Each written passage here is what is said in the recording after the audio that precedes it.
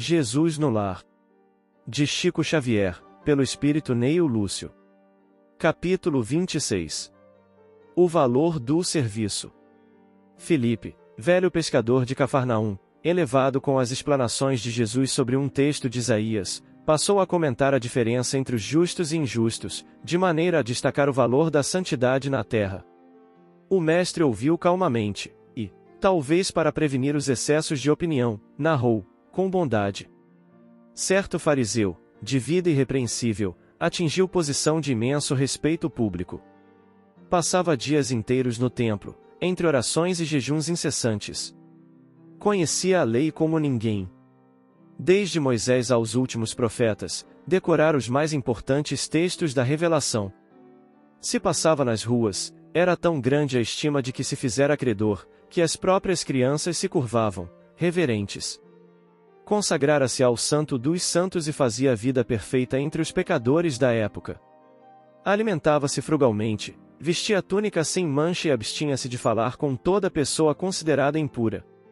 Acontece, todavia, que, havendo grande peste em cidade próxima de Jerusalém, um anjo do Senhor desceu, prestimoso, a socorrer necessitados e doentes, em nome da divina providência. Necessitava, porém, das mãos diligentes de um homem, através das quais pudesse trabalhar, apressado, em benefício de enfermos e sofredores. Lembrou-se de recorrer ao santo fariseu, conhecido na corte celeste por seus reiterados votos de perfeição espiritual, mas o devoto se achava tão profundamente mergulhado em suas contemplações de pureza que não lhe sobrava o mínimo espaço interior para entender qualquer pensamento de socorro às vítimas da epidemia. Como cooperar com o emissário divino, nesse setor, se evitava o menor contato com o mundo vulgar, classificado, em sua mente, como o vale da imundície? O anjo insistia no chamamento, contudo, a peste era exigente e não admitia delongas. O mensageiro afastou-se e recorreu a outras pessoas amantes da lei. Nenhuma, entretanto, se julgava habilitada a contribuir. Ninguém desejava arriscar-se. Instado pelas reclamações do serviço, o enviado de cima encontrou o antigo criminoso que mantinha o propósito de regenerar-se. Através dos fios invisíveis do pensamento, convidou-o a segui-lo, e o velho ladrão, sinceramente transformado, não hesitou.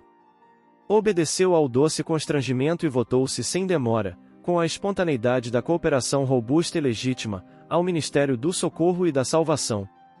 Enterrou cadáveres insepultos, improvisou remédios adequados à situação, semeou o bom ânimo, aliviou os aflitos, renovou a coragem dos enfermos, libertou inúmeras criancinhas ameaçadas pelo mal, criou serviços de consolação e esperança e, com isso, conquistou sólidas amizades no céu, adiantando-se de surpreendente maneira, no caminho do paraíso. Os presentes registraram a pequena história, entre a admiração e o desapontamento e, porque ninguém interferisse, o Senhor comentou, em seguida a longo intervalo. A virtude é sempre grande e venerável, mas não há de cristalizar-se à maneira de joia rara sem proveito. Se o amor cobre a multidão dos pecados, o serviço santificante que nele se inspira pode dar aos pecadores convertidos ao bem a companhia dos anjos, antes que os justos ociosos possam desfrutar o celeste convívio. E reparando que os ouvintes se retraíram no grande silêncio, o Senhor encerrou o culto doméstico da Boa Nova, a fim de que o repouso trouxesse aos companheiros multiplicadas bênçãos de paz e meditação, sob o firmamento pontilhado de luz.